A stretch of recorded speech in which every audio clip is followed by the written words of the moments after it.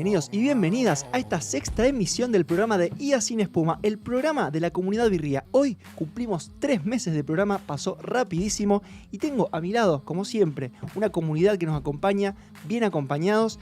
Gise, ¿de qué vamos a hablar hoy? ¿Qué tal? Muy buenas tardes. Efectivamente, hoy estamos nuevamente compartiendo nuestro sexto programa después de 3 meses de programa, así que hay que celebrarlo, Guille. Estamos muy contentos de estar hoy aquí. Vamos a estar problematizando si estamos yendo hacia empresas más inteligentes. Así que hoy tenemos un programón con un invitado también para conversar sobre este tema que obviamente es empresario. Exactamente, tenemos un empresario rosarino, que es un orgullo acá rosarino, que en breve vamos a estar entrevistando y también hablando y tomándolo con él. También tengo a mi otro lado a el número 1, Simón. ¿Cómo estás? ¿Todo bien? ¿Cómo estás, Guille? ¿Todo bien? Muy bien. Simón, ¿qué pasó? Obviamente no, hay un elefante en la habitación. Tenemos que hablar de algo que nos pasó el viernes pasado, viernes 12 de junio, la degustación de IAS.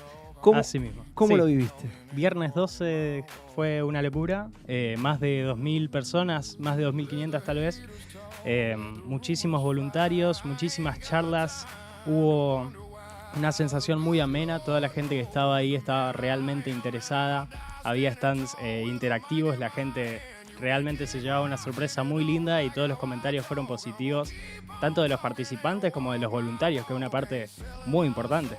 Es importante destacar que esperábamos 1.500 personas y superamos las 2.000 personas. La necesidad de hablar de inteligencia artificial, aun cuando todo el mundo habla de inteligencia artificial y estamos un poco saturados, es realmente relevante y seguimos necesitando juntarnos para ver qué pasa, entender un poco juntos esto y seguir hablando de ella porque es la revolución más grande que nos toca vivir y transitar como generación. Creo que realmente la magia de la tercera degustación de IAS tuvo que ver con eso, con el encuentro para hablar de inteligencia artificial, para conocer, para acercarse, pero siempre de una manera entretenida, de una manera amena, de una manera que estrecha el vínculo con otros. Me parece que hay algo ahí que es parte de lo que es Comunidad Birria, que es el símbolo también de nuestro evento insignia en este momento y que hace que efectivamente venga la cantidad de gente que vino realmente el viernes 12 y estamos muy contentos, ¿no? Superando expectativas y bueno, redoblando apuestas para lo que vendrá. Todavía no podemos procesar porque pasaban 4 cosas al mismo tiempo. O sea, en un momento de la noche había una hackathon de 50 personas, una charla con 500 personas arriba, una charla de inteligencia artificial.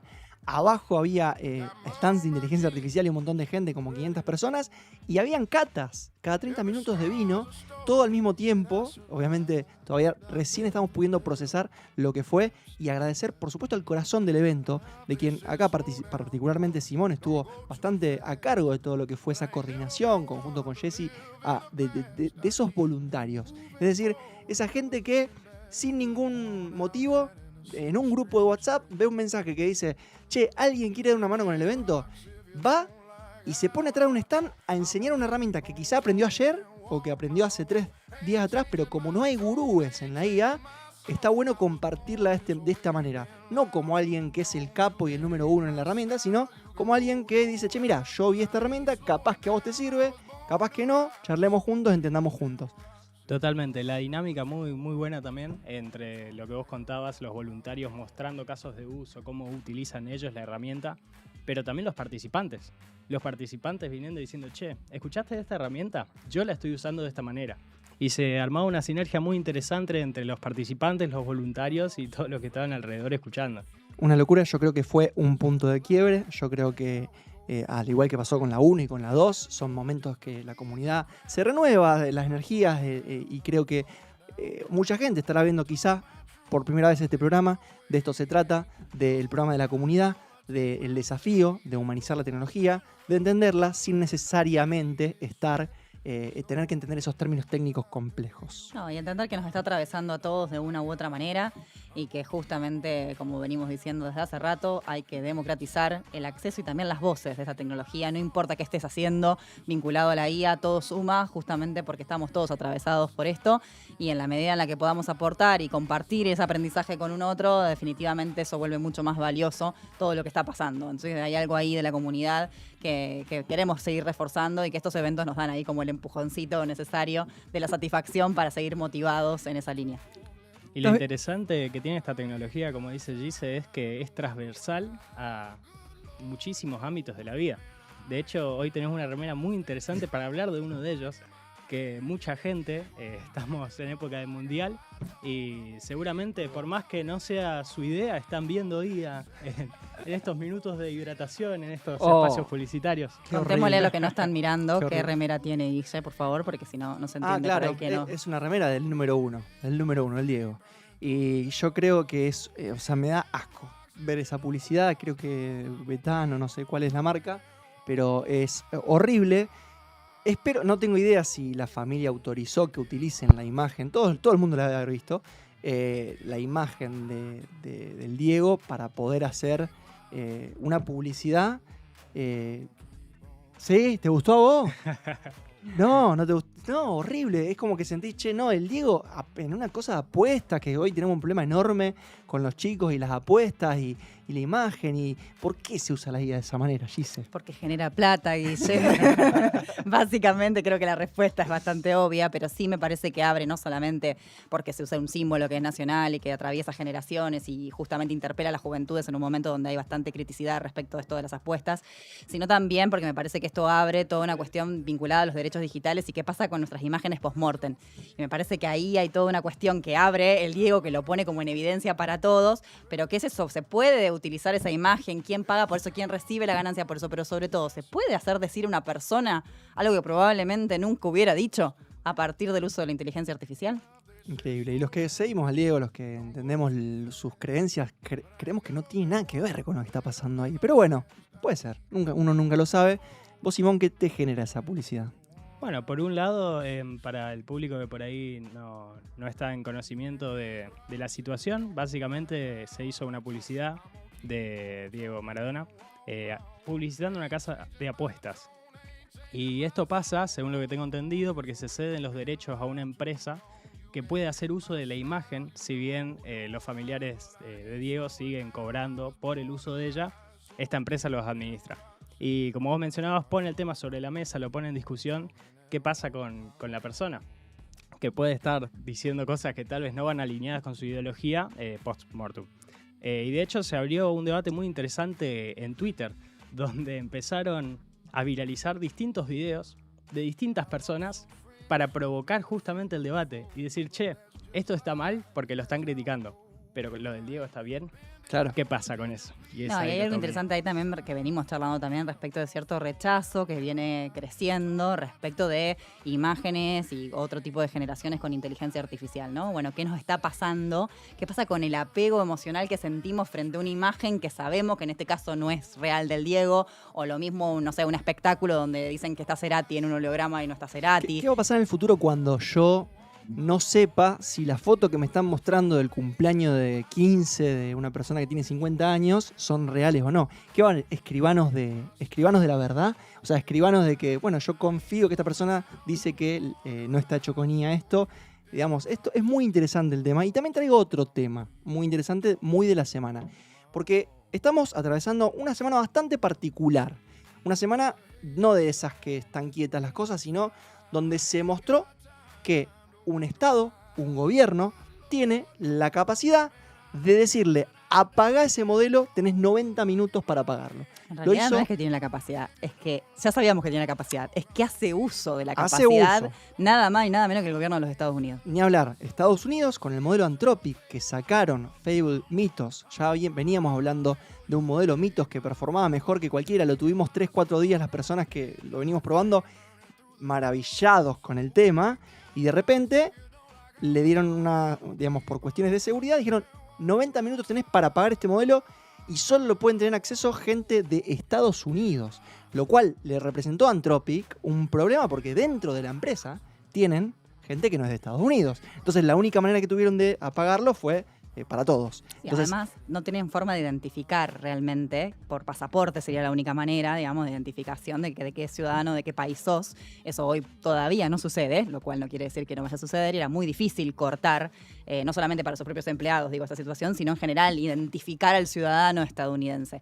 Y lo que significa también en esta guerra global respecto a esta tecnología y los desarrollos, otra de las cosas que circularon es que en esos días que se abrió Mythos, probablemente China pudo acceder a lo que Anthropic decía que no se podía acceder, que no era posible, y probablemente en unos días tengamos algún desarrollo chino que esté muy cercano a la frontera en la que estaba Mitos, ¿no? Entonces, más allá de si esto es real o no, digamos, si es parte de la narrativa que se va construyendo, es interesante pensar cómo en esa guerra global un país, que en este caso fue Estados Unidos, pero que puede ser China o que puede ser cualquier otro en estas circunstancias, decida retirarnos el uso de una o varias inteligencias artificiales. Y me parece que ahí entra otro debate muy interesante respecto de la soberanía tecnológica, en lo cual claramente los argentinos estamos bastante afuera. Sí, los argentinos y muchos países del mundo. O sea, verdaderamente esto no deja de ser una batalla entre China y Estados Unidos. O sea, hasta Europa está en la periferia global en este momento, en este tema. Exactamente, de una manera, claro, vemos esto.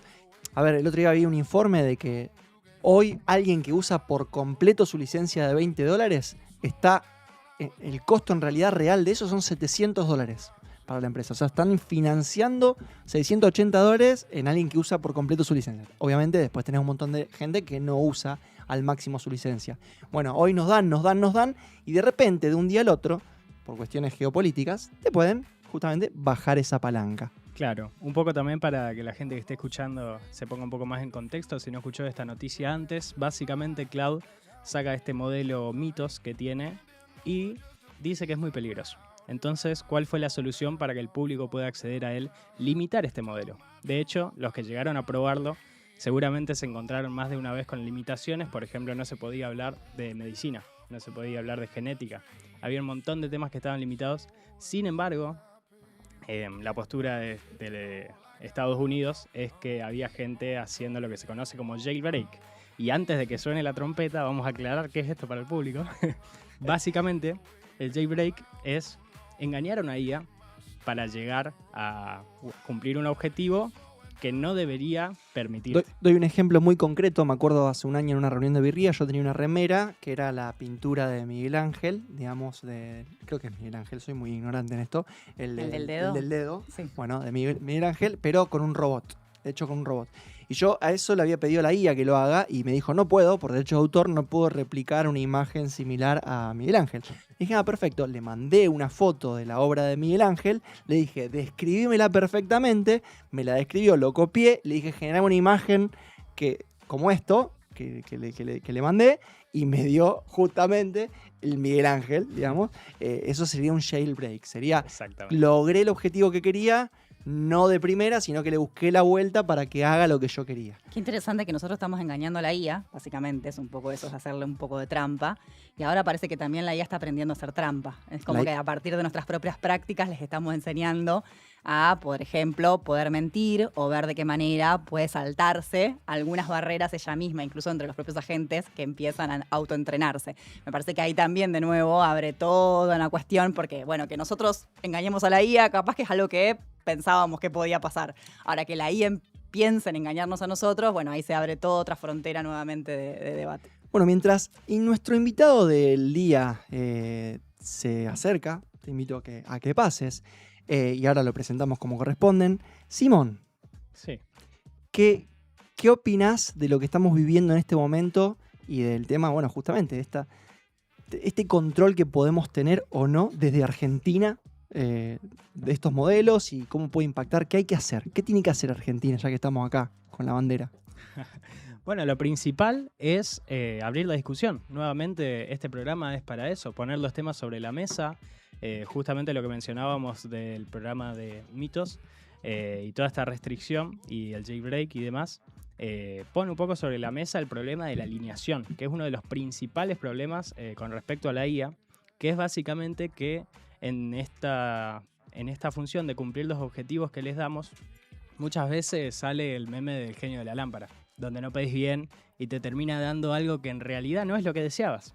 Y el problema de la alineación es cómo garantizás que una inteligencia artificial esté alineado con el bienestar del ser humano y de la humanidad. Es un tema a discutir. Me parece que lo primero que tienen que hacer la Argentina y cada uno de los ciudadanos que estamos adentro es hablar del tema, es adentrarse y es no subestimar esta tecnología. Es algo que pasa muy seguido. No, mira, yo probé ChatGPT y la verdad que está flojito de papel. Pero es una tecnología que está creciendo exponencialmente y trae cambios en muchísimos ámbitos de la vida, por lo que esas dos cosas, hablar del tema y no subestimarlo.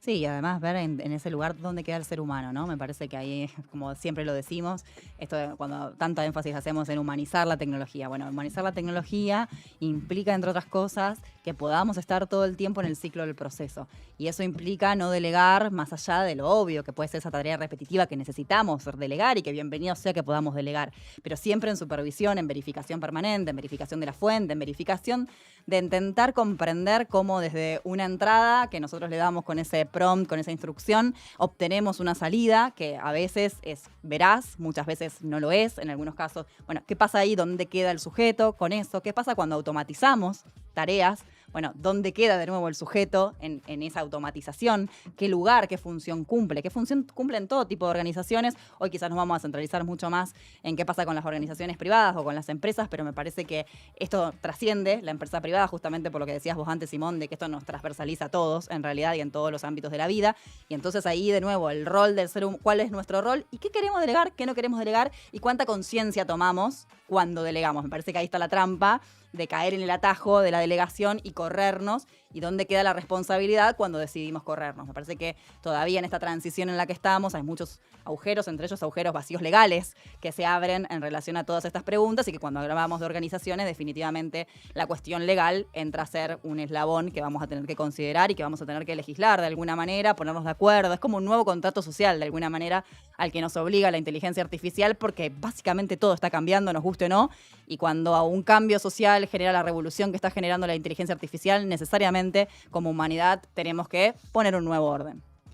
Así como adelantamos, hoy va a ser un programa bastante centrado en cómo lo viven las empresas. Esto de la inteligencia artificial, que obviamente son, vamos a decirlo, quizá quienes van a primero adoptarlas, primero porque bueno, hay una cuestión de fondo de sustentabilidad de las empresas y también de cómo empujar y aprovechar todos los beneficios que muy bien mencionamos también en este programa.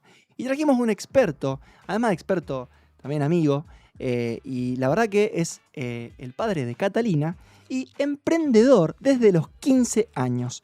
Es amante del fútbol y actualmente es el director y fundador de Waya. Waya, una empresa de desarrollo de software con mucha trayectoria rosarina. Lo tenemos con nosotros a el querido Harald Valvieso. ¿Cómo estás, Harald? ¿Qué tal, chicos? Muchas gracias por la invitación. La verdad, felicitaciones. Primera vez que vengo físicamente, ya los venía mirando. Muy lindo todo. Gracias por la presentación también. Gracias por acompañarnos. Gracias a vos por acompañarnos, Harald. ¿Querés contarnos un poquitito qué es Waya? ¿Qué hace Waya? Bien, nosotros somos una software factory, una empresa que se encarga de brindar soluciones hechas a medida en otras corporaciones, sean pymes, sean empresas corporativas como bancos, seguros y demás. Digamos, nosotros entramos en los proyectos, tomamos el relevamiento de cuáles son los procesos, los cuellos de botella que tienen las empresas actualmente y nos encargamos de dar una solución a medida para destrabar esos cuellos de botella. Y contame un poco, Harald, entonces vos implementás IA en empresas. Exacto. O sea, contanos un poco qué está pasando. ¿La gente está pidiendo implementar IA en sus empresas, tus clientes? ¿Qué estás viviendo vos como alguien que hace realidad, ¿no? Que suceda la IA en ciertos lugares? Sí, tal cual. Mira, desde el hype un poco de la IA, lo que pasó, tuve distintos escenarios. Por ahí había muchos escenarios donde los dueños de empresas se me acercaban y decían, quiero implementar IA. ¿Dónde? No tengo idea, quiero IA, nada más, digamos. O sea, podría ser desde un bot, de una lectura de documentos y demás. Con el tiempo un poco ya bajó un poco la espuma también de tantas inteligencias artificiales y demás, y entendieron que es una herramienta, y hoy lo que pasa seguimos teniendo el mismo problema que teníamos antes, los cuellos de botella. Por eso hago tanto énfasis ahí en los procesos. O sea, sigue habiendo trabas en los procesos. Lo que está pasando ahora es que nosotros nos estamos apalancando en inteligencia artificial para poder reducir costos y optimizar tiempos a la hora de darle una solución. Por ahí, siempre el cuello de botella fue, no sé, la atención al público. Y en lugar de contratar 3, 4, 5 personas, se está implementando un bot para que se pueda dar esa solución. Claro. Eso es lo que está pasando. A ver, lo que dice Harald, también lo hemos charlado algunas veces en el programa, esto de que la IA es la excusa, muchas veces, para empezar a transformar procesos, o la transformación digital necesaria en muchas empresas, relegada en muchas empresas, y hoy tenemos una excusa buena, que es, bueno, me quiero subir a este barco de la IA. Bueno, primero tenés un tema de procesos, datos y personas, que tienen que estar alineados entre sí, ¿no es cierto? Creo que compartimos bastante eso. Después Harald nos va a adelantar. Harald también fue uno de los speakers del evento de la degustación de IA. A la gente le encantó su charla. Y hoy a los televidentes, se le dice a la gente que está del otro lado, vamos a No creo, dejarle porque no es un tele, pero el concepto de lo que nos va a dar en una charlita de 3-5 minutos, con el concepto de lo que transmitió en esa charla de la degustación de IAS. Continuando un poco, Harald, contame un poco en Rosario. Vos tenés clientes de Rosario y tenés clientes de toda Argentina, de clientes de afuera. Sí, nosotros hoy tenemos distribuido más o menos un 70% en Argentina. De ese 70% hay un 60% acá en Rosario, digamos. Bien. El resto, el 40% de ese 70% está en el resto del país. Digamos. ¿Cómo ves las regiones y la IA? ¿Están van todos digamos, como juntos? ¿No cambia que sea de Rosario, que sea de Perú, que sea de Buenos Aires? ¿O hay como una tendencia que ciertos lugares ya están más avanzados? Y desde nuestra experiencia como Software Factory, sí nos dimos cuenta que hay una evolución mayor, una adaptación en el mercado de Estados Unidos respecto a la IA. Pero por la madurez del mercado y por los requerimientos que tienen las startups en ese mercado. Por ejemplo, hoy acá nos viene el requerimiento típico de quiero optimizar algo, usemos la IA. En el mercado estadounidense tengo esta cantidad de data, tengo estos procesos, quiero aplicar estos modelos acá, digamos. O sea, como que nos bajan algo un poco más a tierra, digamos. Son proyectos más grandes, digamos. Son ya. proyectos, sí, si te pones a pensar en complejidad técnica, sí son un poco más grandes, pero las empresas siguen siendo startups o pymes, digamos. Solo que también el mercado y la financiación estadounidense es mucho mayor que el mercado por ahí latinoamericano. sí, cambia el punto de partida también, Tal cual. porque no vamos a comparar, digamos, una startup argentina con la condición, digamos, que tiene en todo su desarrollo que la que puede tener una empresa que está financiada en Estados Unidos a esos fines. Y me parece que todo ese contexto obviamente de alguna manera impacta en la adopción de la inteligencia artificial, y después debe haber algo que seguramente debes tener rastreado, aunque sea intuitivamente, en relación a los grandes centros urbanos y otras zonas, digo, tanto en el interior de nuestro país como de otros países, ¿no? 100%. Hablando ya netamente de Argentina, nosotros nos dimos cuenta de que en el interior del país, incluidos los alrededores de Rosario, tiene una opción un poco más lenta inclusive respecto a la IA que Buenos Aires o Rosario como ciudad. Genial. Che, y Harald, vos ves que hay conocimiento sobre el potencial de la IA. Vamos a cambiar la pregunta. Sí. En realidad, ¿la IA da resultados o no? Porque hay un gran mito dando vueltas de que muchos proyectos que quieren encarar con IA en muchas empresas fracasan. ¿Qué está pasando, digamos? Hay un dato ahí suelto dando vuelta que el 90% de los proyectos que se quieren implementar IA no terminan siendo implementados. Bueno, ¿qué opinas sobre esa cifra? ¿Cuál es tu análisis al respecto? Sí, esas cifras nosotros la vimos, creo que salió el año pasado, creo que había alargado un informe que era el 90 y pico % de las empresas que intentaban aplicar inteligencia artificial fallaban. Creo que tiene que ver un poco porque se olvidó o la gente quiso decir, bueno, aplico IA y listo, y se olvidaron de la parte del análisis, que en realidad, vuelvo a decir, el mismo problema está en el proceso. O sea, no puedes automatizar si tampoco identificas cuáles son tus datos, qué datos quieres obtener y cuáles son tus objetivos. Si vos no tenés eso en claro, apliques IA, apliques, no sé, los mejores devs del mercado, igual no vas a encontrar una solución. Entonces, creo que por ahí la gente, me pasa mucho hoy en el mercado, que también se está reconvirtiendo, es que nuestros clientes mismos, clientes de la región, como Sonder, Neumáticos Verona, entre otros clientes, también te dicen, mira, tengo 4 o 5 chicos jóvenes que vienen y te dicen, te implemento una página web por, no sé, lo que a nosotros nos costaría 10 horas, digamos, ellos te pasan eso. Entonces, como que el mercado se está reconvirtiendo de ese lado, y me parece que hay por ahí un desconocimiento de la parte de procesos, que es la solidez que nosotros tenemos como empresa. Me abriste un tema tremendo que quiero que nos cuentes tu experiencia como dueño de una empresa de software. ¿Cómo viviste? Nosotros le llamamos esta crisis de productividad, ponele que puede generar, particularmente arrancó con el software y particularmente, al menos desde mi punto de vista, este año, en enero, febrero de este año, los modelos alcanzaron, como Cloud Code, alcanzaron un nivel muy bueno donde realmente tenés una productividad mucho mayor por cada desarrollador que tengas. ¿Cómo lo viviste este año en una empresa de software? Que son básicamente ¿cómo se le dice? A la punta de lanza de todo lo que va a pasar después con muchas áreas, con muchas empresas. Mira, hasta previo a todo este cambio, me consideraba una persona que era bastante, la palabra sería versátil respecto a los cambios. cuando nos tocó estar acá arriba, me di cuenta que por ahí estuve un poco, viste, retraído a lo que son los cambios. La verdad que tuvimos que reconvertirnos, e inclusive lo seguimos haciendo al día de hoy. Muchos equipos, antes vendíamos mucho la cantidad de horas. Una Software Factory querían un proyecto, X cantidad de horas, te las vendemos, listo, se terminó. Hoy se apunta más a el cómo resuelvo, a qué problema te resuelvo, cuál es el valor agregado que te estoy dando dentro de la empresa. Pero hubo un punto de quiebre, un punto de inflexión que vos digas, acá este día realmente pasó algo, o fue paulatino. ¿En qué momento que pasó esto? Personalmente, desde Guaya nosotros lo vivimos con un break de un cliente grande que tenía contratado 15 personas dentro del equipo y nos dijo, vamos a reducirlo al 50%. Ese día para nosotros fue un antes y un después, porque ahí nos dimos cuenta que realmente el mercado ya estaba probando cosas nuevas, más allá de que, nada, después vuelve a contratar, no se baja o ajusta económicamente por situación del país, pero ese día nosotros nos dimos cuenta que estaban probando nuevas cosas. A su mismo equipo le estaban dando nuevas herramientas de inteligencia artificial para que puedan avanzar, entonces creo que ahí, junio del año pasado, ya va a ser un año más o menos, que ahí es donde nosotros dijimos, tenemos que hacer algo porque el mercado nos está un poco comiendo, nos va a dejar afuera. ¿Qué necesita un empresario para emprender en el mundo del software hoy en día en este contexto con tanta incertidumbre? ¿Qué habilidades tiene que tener? ¿Qué necesita?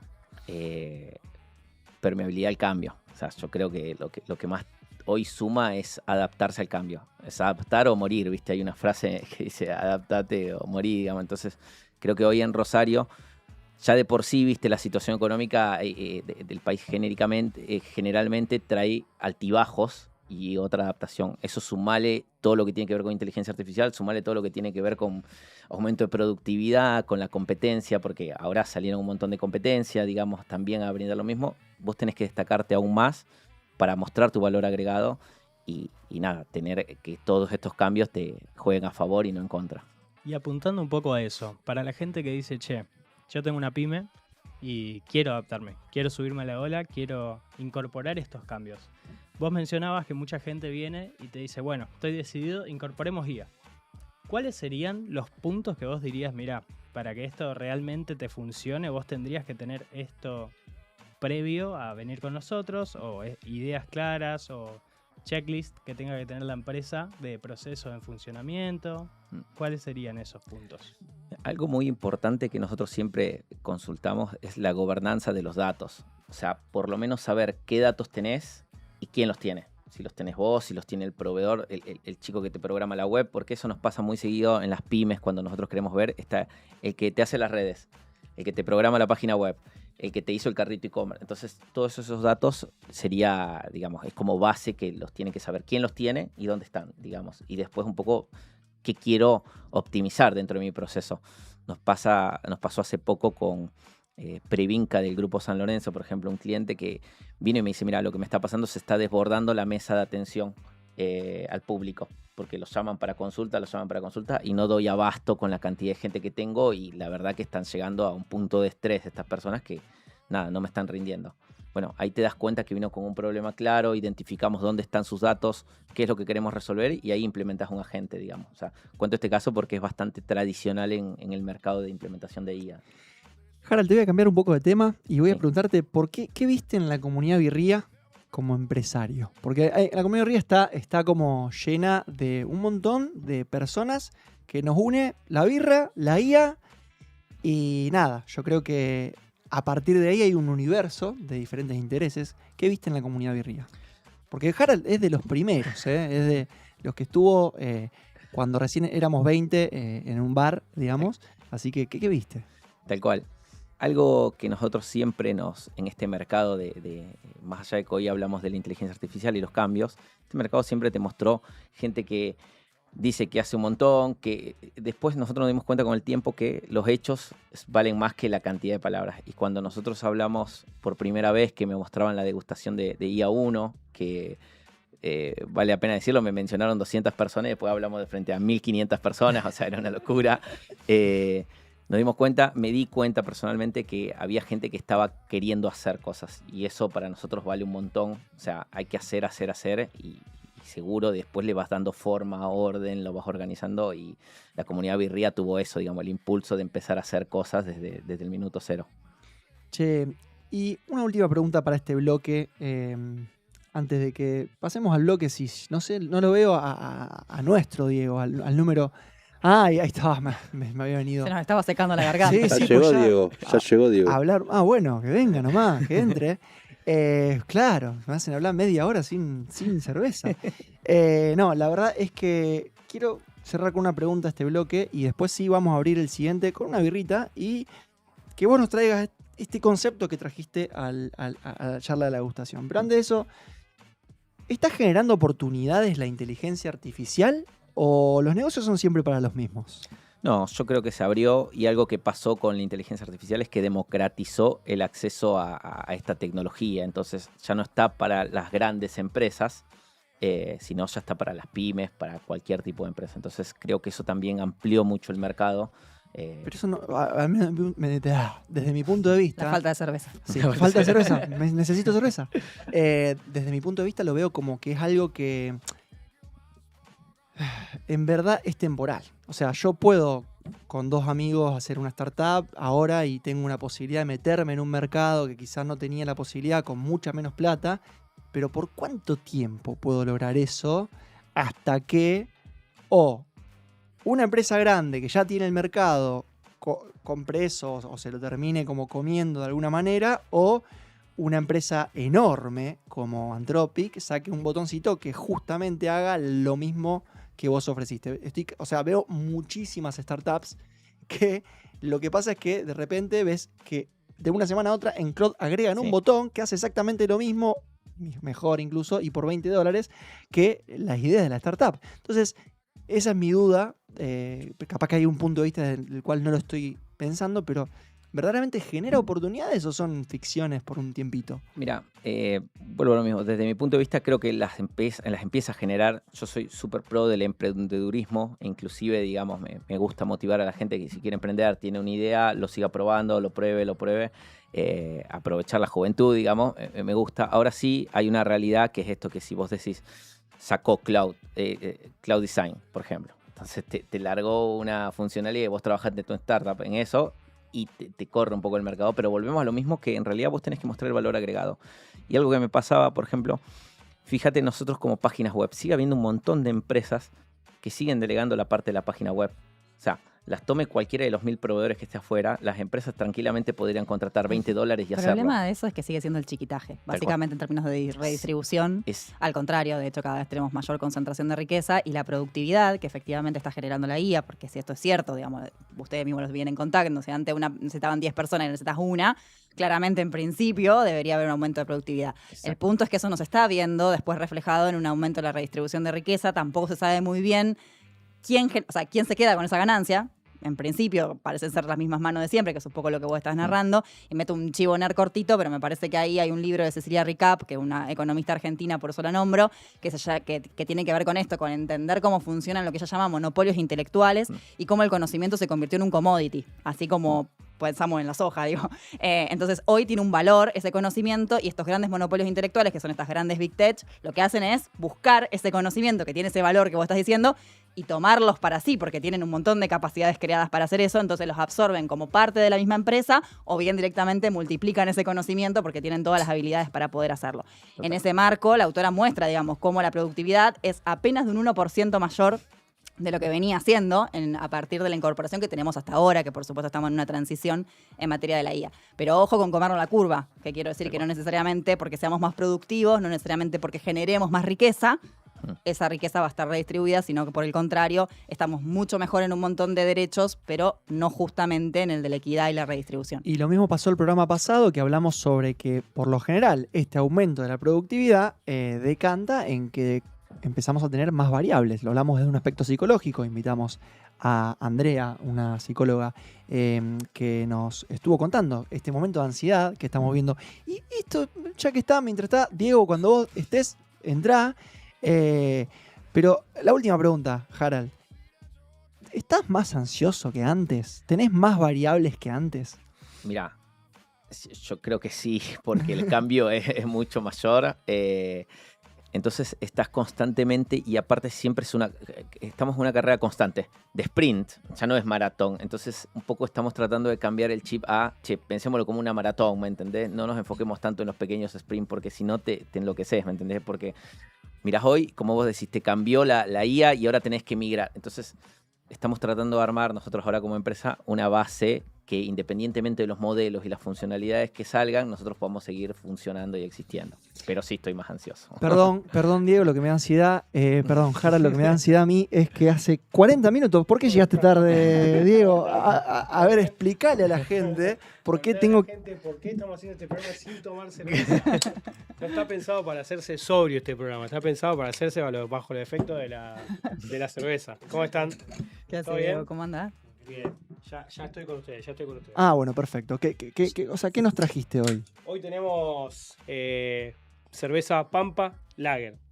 Una rubia, bien lata con motivos del mundial. del mundial. Mundialista. Igual me gustó porque no fueron por la clásica, viste, típica de todo, de ponerlo a Messi. No, pusieron un Antes costo. hablamos, ¿qué opinás sobre la... Acá. No, la remera está buena, pero la publicidad del Diego del Muy mundo. mala, muy pésima. Sobre todo que me mata que al final el Diego diga que acá jugamos con pelotas. Nunca el Diego hubiese dicho eso en su vida. Che, hagamos La una palabra encuesta pelota, abajo de este video y que la no la gente habéis comente usado a ver qué nunca. piensa de la publicidad del Diego. ¿Te parece? Terrible Es buena. que se dejen que se use la imagen del Diego para ese tipo de publicidad de una casa de apuesta, aparte pésimo. No lo dice cualquiera, lo dice el Diego de los vinos, ¿eh? O sea... Che, Dieguito, contanos, perdón que te interrumpí, contame un poquitito de, bueno, esta cerveza, ¿qué nos traes? Creo que esta birra.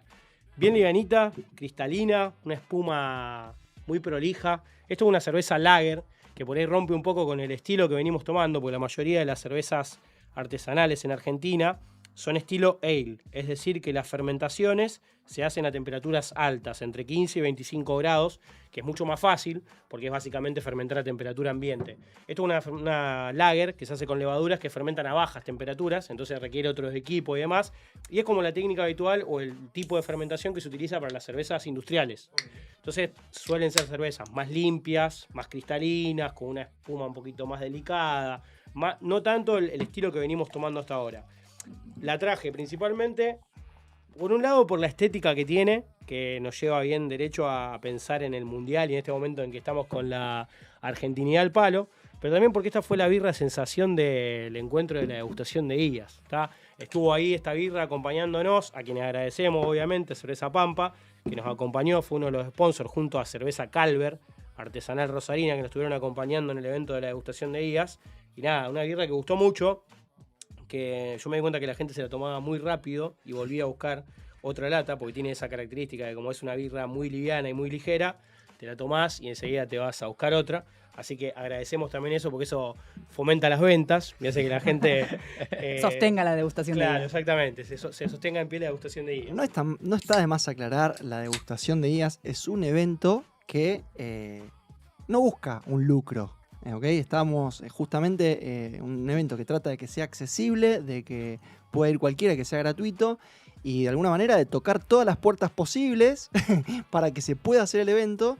Y en ese sentido está bueno aclararlo, que también va en la misma línea la fundación, porque la Comunidad de Birria hoy somos una fundación para la democratización de la inteligencia artificial, y cuando jodemos con todas estas cosas, en verdad lo que estamos tratando de hacer es que esto sea autosustentable. Listo la llorada. Así que ya saben, pueden comunicarse también aquí abajo para cuando nos Vamos a quieran. dejar abajo un alias para que puedan colaborar con la Relaciones. Comunidad Birria. Bueno, nada, birrita, rubia, Salud. ligera, para brindar, para disfrutar tranquilos. Clima ahí mundialista. Estoy lejos hoy. Ahí estamos. Salud, Argentina, salud. aguante el Diego. Y muchas gracias, Dieguito, como siempre, Ok. impecable lo tuyo. El Diego de los Vinos, el Instagram, @el Diego de los Vinos. ¿Qué sería sin un vino? También vayan ahí a conseguir todo lo que necesiten para los partidos y el fin de semana. Venden muy buenas Voy a picadas tirar también. los cadáveres. Por favor. Bueno, Harald, querido, como prometimos al principio de esta conversación, quizá algunas cosas ya las fuimos charlando en algunos aspectos, pero quiero que le hagas un resumen a la gente mientras yo me tomo una cerveza, de cuál fue tu charla en la degustación de guías. ¿Sobre qué hablaste y qué conceptos llevaste? Bien, primero, nada, sorprendido por la cantidad de gente que se tomó el tiempo, lo dije en la charla, lo vuelvo a repetir hoy, un viernes a la noche, escuchando sobre inteligencia artificial, me enloqueció, la verdad que desbordado, gente parada, la verdad, como siempre, me siguen sorprendiendo con la cantidad de gente que llevan a los eventos, pero estuvo muy bueno. Respecto a la charla que me tocó dar, quería hablar un poco más sobre llevar este concepto de lo que me preguntabas antes, qué es lo que me motivó de Virría o comunidad Virría, que es el hacer y mostrar cosas concretas. Decidimos ir esta vez en representación de Guaya mostrando casos concretos a nivel nacional donde nosotros hemos aplicado inteligencia artificial. Y más allá de ponernos técnicos, donde si apliqué una buena inteligencia artificial, sobre si apliqué 15 de los modelos que hay hoy por en el mercado, tratamos de enfocarlo justamente en cómo logramos identificar dónde aplicar inteligencia artificial. Esto, por ejemplo, para lo que le contaba de Previnca, el Grupo San Lorenzo, cómo poder resolver el cuello de botella de la recepcionista. Por otro lado, mostré el caso del diario El Gráfico, que estamos lanzando ahora en la etapa mundialista, que el problema que ellos tenían era que no hay tanta retención dentro de los usuarios hoy, porque están leyendo, viste, en época de redes sociales, se quieren informar en 30 a 15 segundos directamente, entonces hacer los resúmenes directamente con la nota escrito y en audio, y también cómo nosotros identificamos en estos casos dónde aplicar inteligencia artificial, más allá de los modelos, más allá de qué inteligencias artificiales tenemos, porque ahí en el intermedio, siendo honesto, aplicamos 3, 4 para que si se cae uno vuelva a levantar el siguiente y después, pero es como encontrás, cómo identificamos nosotros este cuello de botella de las empresas para poder avanzar. Y Harald, ¿tenés algún ejemplo, a ver, 2 ejemplos concretos de cómo una empresa puede usar casos concretos la inteligencia artificial a su favor, de los que mencionaste? 100%. Mira, te cuento un caso que nos pasó hace poco en Agroactiva. Un cliente muy amigo, de los primeros clientes que tuve cuando empecé a emprender, Grascutter, vende máquinas agrícolas y desde mucho tiempo siempre él se encargó de la parte de comercializar, él y el hermano. Venden. Entonces, cada vez que van a eventos como Expo Agro o Agroactiva, son unas ventanas de oportunidades muy grandes. Entonces, tienen que cotizar la mayor cantidad de tiempo posible para poder darle seguimiento. ¿Qué es lo que pasa? Que están desbordados con una fila de 3, 4, 5 personas armando cotizaciones, escribiendo siempre lo mismo. Si vos ya identificás que siempre tenés que pedir los mismos datos, que tenés las mismas 15, 20 máquinas siempre, hay que automatizarlo. Lo que hicimos fue automatizar un sistema de presupuestación por WhatsApp. Entonces directamente, él manejaba el WhatsApp y le mandaba a la gente y le decía, bueno, quiero cotizar una máquina Hub de 3 metros de corte, tanto. Se le entregaba y entregaba las cotizaciones mucho más rápido, se le disparaban por WhatsApp, la fila era más corta y él tenía más tiempo para que echarle de negocios más que de armar la cotización en sí. Hay algo también que pasa, lo vivo, viste, bueno, todos saben que también capacito, digamos, y lo que pasa a veces es que lo difícil está en identificar dónde está ese proceso que podés automatizar. Primero entender qué se puede automatizar y qué no, y después identificar ese proceso, porque claro, vos lo tenés muy en claro, porque te decís, che, esto, ¿cómo podés estar haciendo esto? Pero hoy lo que sí veo es como hay un cuello de botella en eso, en identificar las potenciales herramientas que podés automatizar justamente con herramientas como Claude y utilizando ya no solamente Claude, la interfaz de un ida y vuelta, sino como haces vos, un desarrollo que no es tan complejo, que ya no es tan caro como antes, o sea, eso también es importante, es un desarrollo que hoy lo podés tener mucho menos tiempo que antes, que vos se te ocurría un desarrollo de algo que también se podía hacer antes, pero capaz que tardabas un año en entregárselo. Y hoy, capaz que en 3 meses tenés algo andando muy bien. 100%, 100%. Y sigue siendo el mismo problema que hubo desde el inicio de los tiempos hasta ahora, el identificar dónde puedes optimizar, digamos. La palabra productividad hoy se puso, no sé si de moda, pero viste, esto aceleró un poco el competir por productividad, qué es ser productivo y qué no. Entonces es identificar en tu proceso dónde puedes mejorar. Y creo que eso todavía las empresas no lo tienen pulido y tampoco hay una inteligencia artificial que vos le digas, encontrame un problema donde puedo optimizarlo acá, digamos. Entonces, o sea, me parece súper interesante porque las escucho yo, que vengo más del mundo público que del privado en general en estas intervenciones. Además, en general tenemos la mirada de que el mundo público funciona mal y que el mundo privado funciona bien, digo, como imagen simbólica.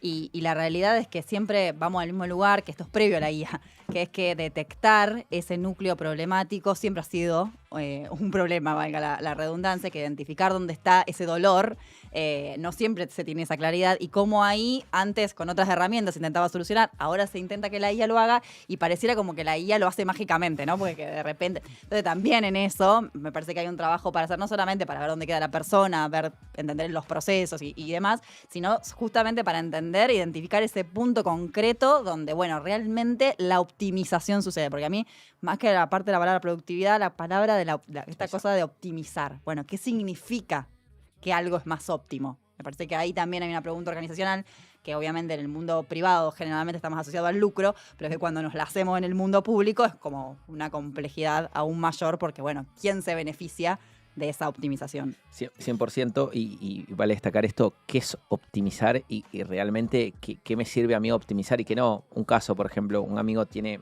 una empresa de despachante de aduana y me decía, por ejemplo, las conciliaciones bancarias, las quiero, digamos, automatizar porque un quilombo que la persona haga todos los días lo mismo. Cuando hacemos una escala de costos, por más de que te cueste $1.000 o $2.000, también es en cuánto tiempo prorratea ese costo él. Porque capaz si me dice, no, la verdad que es una tarea repetitiva, pero le lleva 10 minutos al día y me conviene que la siga haciendo una persona antes que hacer una inversión para esto, digamos. Bueno, Harald, ¿cómo te sigue la gente? Bueno, nos puede seguir personalmente mi Instagram, Harald B corta y un guión. Me van a encontrar por mi nombre particular y después Somos Guaya. Es la empresa, ahí nos pueden seguir. Muchísimas gracias por venir, pero te voy a invitar a que te quedes, ya que tenemos la birra. Sí te voy a pedir que me sirvas otro vaso. Por favor. Estabas con sed. Estaba con Lo sed. pusieron cerca acá. Pero sí, nada, muchísimas gracias realmente por venir, por estar desde el principio bancando estos proyectos. Y la verdad es que tenemos un último segmento que Gise, en base a algo que pasó muy reciente en Argentina y nos toca de cerca, creo que está bueno que Gise nos introduzca un poco sobre temas que, bueno, yo particularmente no estoy muy al tanto de cómo es el tema, y que nos quedemos debatiendo los últimos 10-15 minutos. ¿Te parece? Perfecto. Bueno, Sí, Gise. justamente, porque bueno, venimos hablando todo el programa respecto de la incorporación de la inteligencia artificial en el mundo empresarial y cómo justamente vos venís marcando esto de analizar dónde se incorpora, cuál es ese factor de la tecnología, cuál es ese factor del humano, dónde queda el proceso entre ambos. Y entonces en ese marco quiero complejizar un poco más la situación porque parece que ahora se abre la oportunidad de pensar directamente empresas sin humanos. Y justamente en las últimas semanas abrió un fuerte debate en relación a esto porque hay un proyecto de ley en Argentina que es un proyecto de reforma de las sociedades en general, de las sociedades económicas, empresariales en general, y que abre la oportunidad a empresas automatizadas. Entonces, es decir, empresas que directamente no tengan un registro de un ser humano que las maneje. A partir de esta incorporación de la ley, a finales del mes pasado, aparece hace muy pocas semanas una nota en el Financial Times. A mí si me quieren ayudar desde acá. ¿Esto está vinculado a Peter Thiel? No, creo que esta vez. Creo que está, ¿No? creo. No fue como medio justo vino. O sea, todo viene como de la mano, ¿no? Hay algo que efectivamente la Argentina, en ese sentido, sí se está queriendo posicionar desde el sur global en todos estos temas de inteligencia artificial. Hay una búsqueda de capitales, claramente, y entonces a partir de eso la IA se presenta en la ola, como se le presenta a una empresa, se presenta también como una oportunidad en el sector gubernamental. Milei justamente saca una nota en el Financial Times, que está ahora traducida para que la puedan ver en pantalla, donde invita a la posibilidad de que en Argentina la IA se libere y cuenta en esa nota del Financial Times este proyecto de ley invitando desde un diario estadounidense a la posibilidad de que vengan inversiones extranjeras en un lugar en donde se va a abrir posibilidad de esto, de empresas sin humanos. Y eso abre todo un debate, no solamente por la polémica que esto significa, y ahora voy a introducir algunas líneas más, sino porque a los poquitos días le contesta, y esa es la otra etapa, en el mismo periódico, Yuval Harari le contesta al presidente Milei. Para quienes no saben quién es Yuval Harari, es un intelectual muy reconocido que viene trabajando en estos temas. Tiene uno de los libros más conocidos que es Homo Deus, pero hay muchas otras producciones como Nexus más recientes. Viene problematizando ese tema de la IA desde hace bastante tiempo atrás y le contesta al presidente. Le dice, no debemos otorgarle personería jurídica, o sí, está mal traducido por personalidad, no, personería jurídica a los agentes de inteligencia artificial.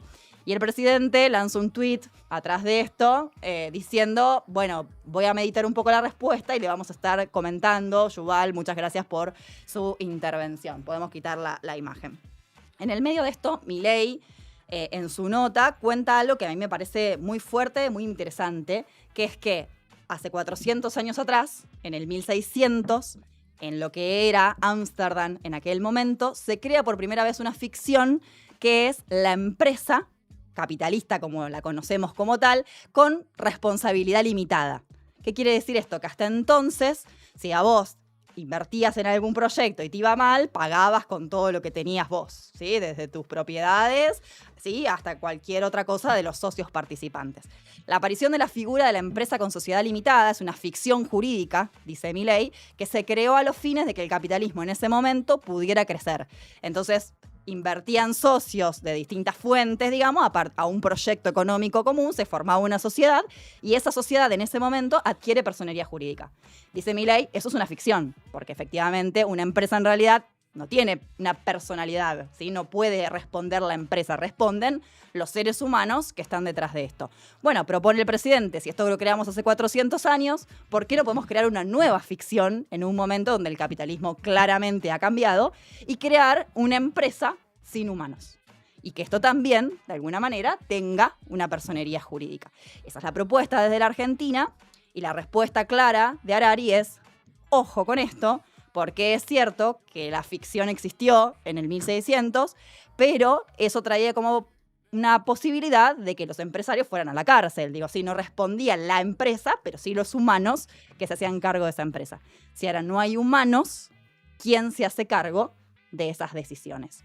Y esto abrió un montón de debates, primero porque, bueno, la Argentina se posiciona en el debate mundial, lo cual no es menor en un momento. ¿Está marcando agenda Argentina en esto? No sé si podemos decir tanto como que estemos marcando agenda, pero sí no podemos desconocer que de los países latinoamericanos, ninguna publicación de este tipo en un diario reconocido estadounidense genera conversación. En esto sí generó agenda, genera visibilidad, como generó lo del gemelo digital, que lo podemos comentar en otro momento, que salió unas semanas antes a esto. Digo, la Argentina conversa sobre esto, lo pone en la agenda pública y busca capitales para que se monten centros de datos en Argentina y toda una cuestión vinculada a la inteligencia artificial.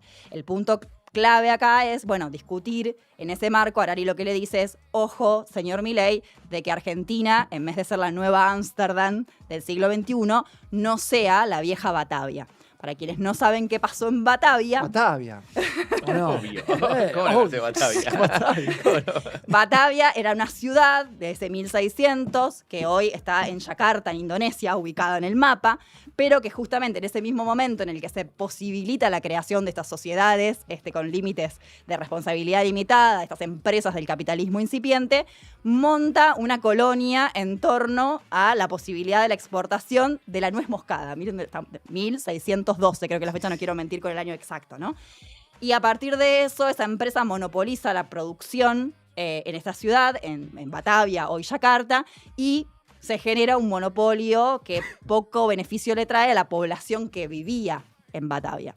Entonces, lo que Harari está diciendo, ojo que Buenos Aires, en vez de ser la nueva Ámsterdam, no sea la nueva Batavia. Y abre la discusión también ahí de, bueno, esto que yo traía antes, respecto de ¿para quién es el beneficio? Supongamos que esta nueva empresa es necesaria. A mí me parece interesante que Milei abra esta discusión, que posiciona al país en esta discusión, aunque a veces quedamos como los locos del cuento. No importa, a veces también, aunque hablen de manera negativa, hablan de nosotros.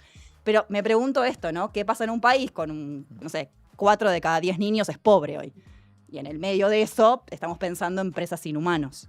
¿Qué pasa con quién toma la responsabilidad por algo que falla? Otra de las preguntas que se abren es, ¿y si estas empresas en realidad no son sin humanos, sino que están tercerizando el trabajo y precarizándolo aún más, pero en la figura legal aparecen como sin humanos? Perdón, para entender, seguramente lo dijiste, pero para entender bien. O sea, puedo montar una empresa sin nadie que ponga el gancho atrás. Sin nadie, sin absolutamente ningún ser humano. Porque hoy existen empresas, esto que se llama One Person Unicorns, que estas personas, estas unipersonales, que luego se convierten en estas famosas empresas que cotizan millones de dólares en bolsa y que es una persona o un grupito minúsculo de personas con el resto agentes de inteligencia artificial. Sí. Y están funcionando muy bien y son muy eficientes en materia del mercado, producen ganancia con muchos frutos. El punto es que ahí sigue habiendo alguien que, como decís, pone el gancho. en la propuesta que estamos haciendo de estas nuevas corporaciones en Argentina, que tienen muy pocos presidentes en el mundo, no habría ese sujeto humano. Pero el que cobra no sería o sea, el que cobra, el que le llega la plata. Ese no sería el responsable. En principio no, porque por la forma legal de constitución de la sociedad no habría un humano. Por eso yo también pregunto, digo esto, bueno, ¿quién se lleva la ganancia? ¿A costa de quién? ¿O de quiénes? ¿Y dónde quedan los trabajos? Si realmente no hay humanos, o si luego estamos precarizando y tercerizando la labor en otra empresa que sí esté constituida legalmente por seres humanos. En países como los nuestros, además que tenemos esta línea delgada siempre de los grises, bueno, abre toda una problemática, en un lugar de nuevo con mucha precariedad laboral, etcétera, de la cual, por supuesto, no hay respuesta, pero sí es una polémica que me parecía interesante. Y ahí decir, bueno, esto vos traías, Harald, bueno, las empresas buscan incorporar inteligencia artificial. ¿Qué pasa cuando se automatiza un proceso? ¿Realmente eso agrega valor? ¿Qué pasa con los sujetos que dejaron de hacer esa tarea? ¿Realmente están pudiendo hacer otra cosa para esa empresa? ¿Se pierden esos puestos de trabajo? ¿Qué estás viendo vos hoy acá, en el micromundo rosarino? Sí. ¿Y cómo lo ves en la proyección si esto realmente empezara a suceder? Mira, yo creo que los trabajos se tienen que reconvertir. Es como en los 1700 el que fabricaba caballos, ¿viste? Para movilizarse. Ahora se construyeron los autos. Obvio que hay un sector que se queda sin trabajo, digamos, pero se tiene que reconvertir igual. Y yo creo que es parte de la evolución tecnológica. Y esto que mencionabas de los conceptos, justo Stripe está desarrollando agentes para que pueda manejar tu propia billetera y poder hacer pagos sin intervención humana. Sí, pasa todo por agentes. Entonces, sí, es interesante, aún, como te decía, viste al principio, yo creía que estaba más flexible a lo que es el cambio, por ahí hay algunas cosas que todavía las sigo analizando bastante por el hecho de que me sigue sorprendiendo todavía. Simón, ¿qué tan real es, o sea, el punto en el que estamos? Porque también hay mucho desconocimiento del tema y en el desconocimiento está bueno, ¿qué tan real es el punto de la inteligencia artificial en el que estamos, que realmente se pueda montar una empresa sin humanos? Bueno, me parece muy interesante la pregunta y para arrancar, me parece que tenemos que entender un poco qué es una empresa. Una empresa no deja de ser, se puede definir de muchas maneras, dependiendo de qué ámbito lo estemos analizando, también va a haber una definición distinta, pero básicamente se podría decir que es un mecanismo de coordinación para alcanzar un objetivo mediante una organización de recursos. ¿Esto implica que tiene que haber personas tomando esas decisiones?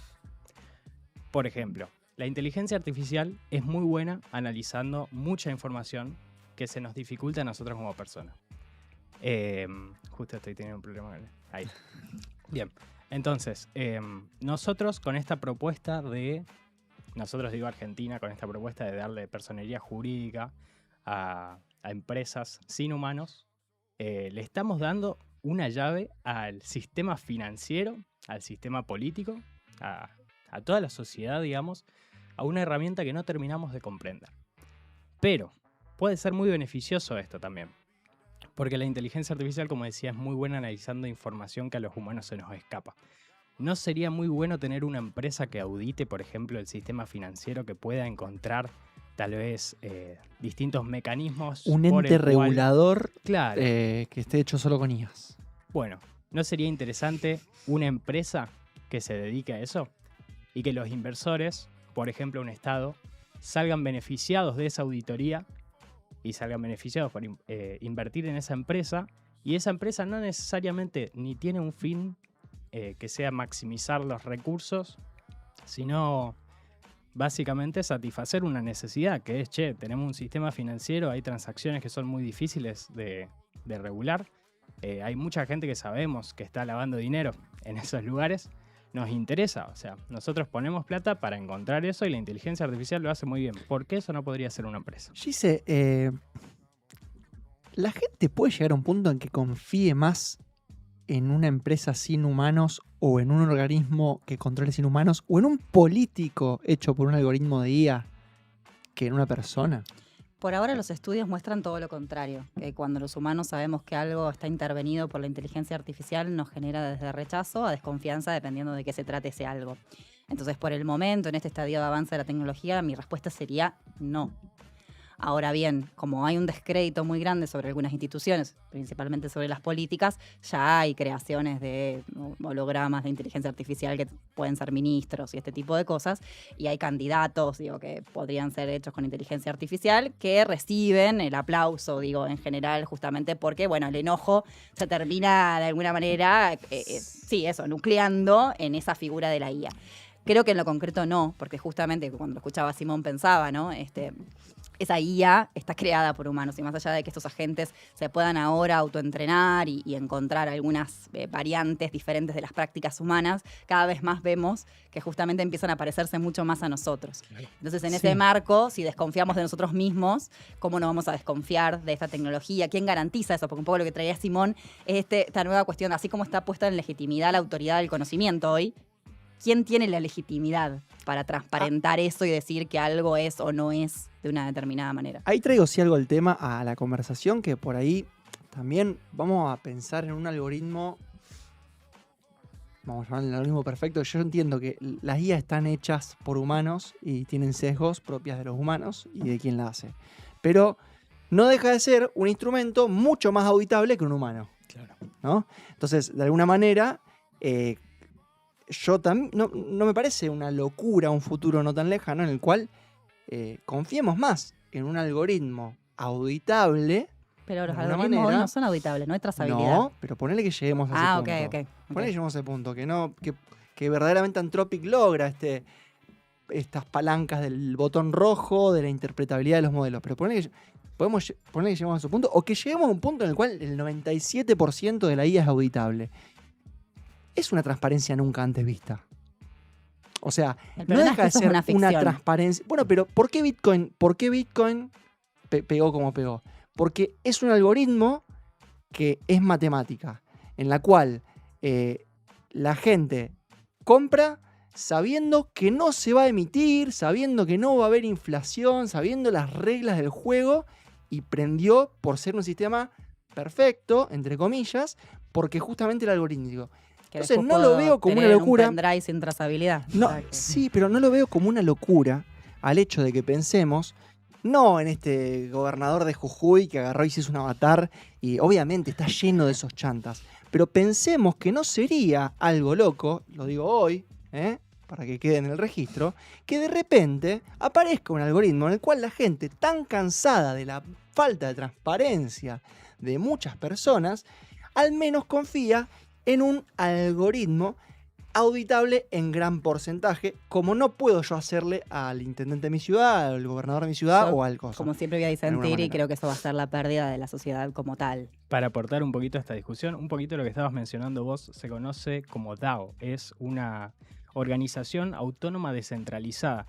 Y lo interesante de esto es que ya tiene precedentes. Sí, por eso yo decía que había pocos antecedentes, pero hay algunos. Claro. Esto justo que mencionabas vos se conoce como DAO y en Wyoming, en Estados Unidos, ya existe con responsabilidad limitada desde el 2021. Lo que estamos hablando con esta propuesta de ley no es solo reconocer a las DAO también en Argentina, sino habilitar esta posibilidad de empresas con personería jurídica limitada sin humanos. Y un poquito para sumar a esto que un poco comentabas vos acerca de en quién confiamos más. Todas las empresas de inteligencia artificial hoy están apostando en inteligencia artificial para llegar a lo que se conoce como AGI, un agente general de inteligencia que vendría a ser una inteligencia artificial que pueda ser más inteligente que un humano. Si algún día conseguimos una IA que realmente esté alineada con el bienestar, acá un poco lo mencionábamos antes, el problema de la alineación es un problema fundamental para hablar de inteligencia artificial, sería moralmente preferible administrar una gran corporación por un grupo de humanos que tiene incentivos propios, cortoplacistas, porque la vida de un humano es muy corta con respecto a estos entes de inteligencia artificial que estamos planteando. ¿Sería más ético que lo controle un humano? O una inteligencia artificial que puede pensar en el largo plazo, que incluso podría llegar a ser más empático o pensar más en el otro que en sí mismo, porque en teoría no tiene beneficios propios. Bueno, muchas dudas sobre eso. Yo para cerrar solamente, suponiendo que tu utopía fuera posible, que esto que decías Guille muy seguido, ¿no? La pregunta más por el existencialismo, ¿dónde quedamos nosotros? Y sobre todo, ¿quién se queda con el valor que produce todo eso automatizado. Sí, igual no voy a dejarte cerrar a vos, voy a ser bastante egoísta y también voy a cerrar yo un poco la idea, porque imaginémonos también un momento del que el algoritmo, por ejemplo, voy a hacer un caso muy puntual, quizás la política o las empresas no lo representa, pero la justicia. La justicia. Cuando estamos hablando de un caso de justicia, yo particularmente, no en este punto en el que estamos hoy, no con lo que existe hoy en día, pero creo que es muy potable que exista algún tipo de inteligencia artificial entrenada de cierta forma, entrenado con de alguna manera parámetros medibles y entendiendo cuáles son los potenciales errores que tiene, en los cuales cuando vos decís, che, bueno, la justicia tiene que tomar las acciones en base a este código penal, en base a esto, en base a esto, en base a esto, en base a esto, y creo yo que al menos corres del eje los intereses personales, las vinculaciones personales, y no es menor para un tema como la justicia. Entonces, lo tiro... Traigamos a un abogado para la próxima. Sí, ni hablar, pero... No voy a seguir polemizando, pero me parece tremendo lo que acabas de decir. Es que lo veo como algo muy posible y perdón, me están ya para cerrar. Harald, muchísimas gracias por venir. Gracias. Simón, Gise, muchas gracias como Gracias. siempre por el debate y quédense, sigan viendo este programa que vamos a tener, no sé si vieron, la semana pasada hay una entrevista que hizo Gise a Tomás Balmaceda, filósofo, buenísima, recomendable para que la puedan ver, vigente, digamos, no tiene que ver mucho con la actualidad, sino con cuestiones filosóficas muy importantes. Y seguimos con este desafío de humanizar la tecnología y esto lo hacemos en comunidad, así que muchísimas gracias por ver este programa. Hasta la próxima.